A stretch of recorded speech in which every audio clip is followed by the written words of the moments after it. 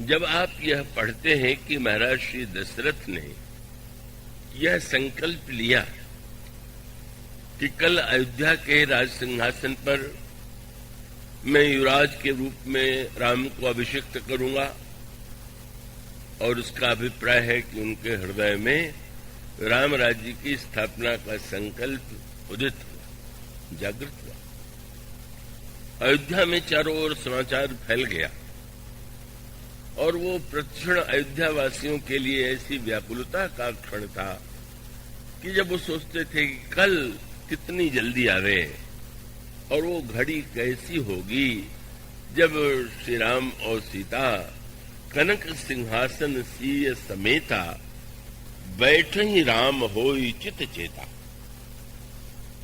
और वह उनका संकल्प महाराज दशरथ जैसा महान पुण्यमय जो पूर्व जन्म में मनु थे, वे मनु जो मनुष्य जाति के आदि पुरुष हैं, और वह मनु जो महान कठिन तपस्या के बाद दशरथ के रूप में जन्म लेते हैं, जिनके घर में स्वयं ईश्वर ने बालक के रूप में जन्म लिया, वे महाराज श्री दशरथ भी उस संकल्प को साकार नहीं कर पाए।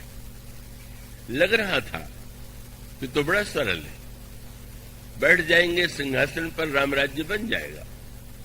लेकिन वह एक दिन, वह एक रात्रि कितनी लंबी हो गई, और कितने वर्षों के बाद राम राज्य की स्थापना हुई।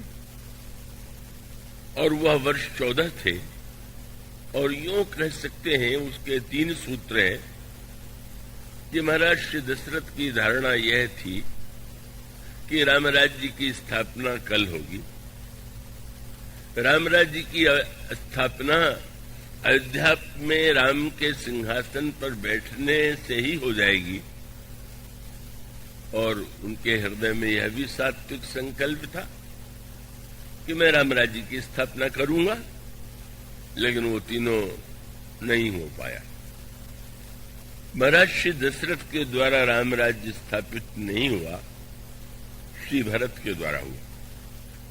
महाराज दशरथ ये समझते थे कि राम राज्य का साकार रूप अयोध्या में सबसे पहले साकार होगा, पर राम राज्य की स्थापना चित्रकूट में पहले हुई।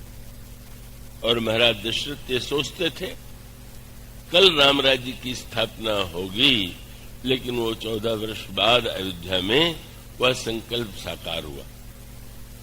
इससे आप समझ सकते हैं कि राम राज्य की प्रक्रिया कितनी जटिल है, कितनी कठिन है। कहना बड़ा सरल है, राम राज्य के विषय में ये कहना कि राम राज्य स्थापित करना हमारा उद्देश्य है, इसे कहा जाता है, कहना संभव है।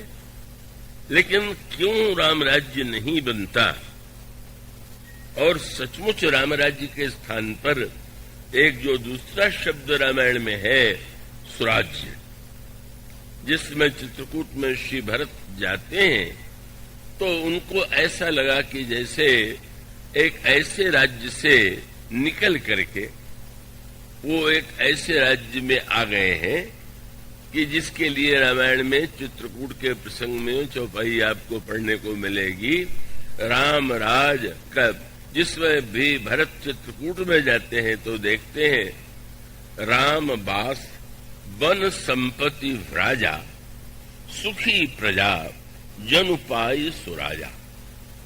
श्री भरत को ऐसा लगा कि यहां पर सुराज्य बन गया।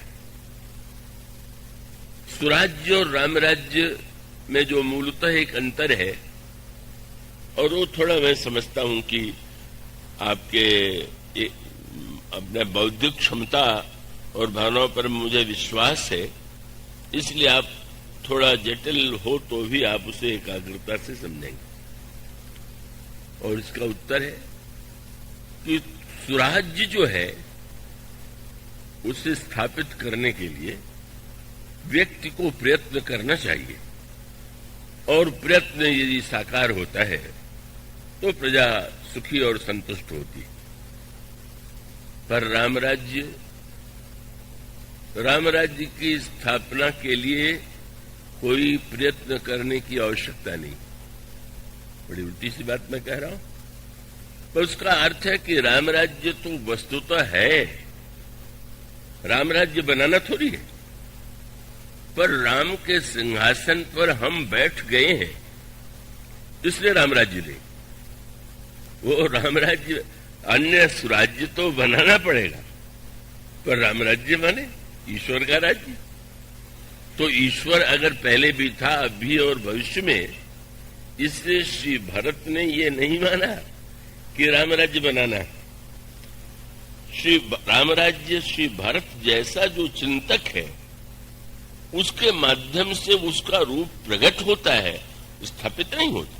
व्यवहार में तो हम कहेंगे स्थापित हुआ,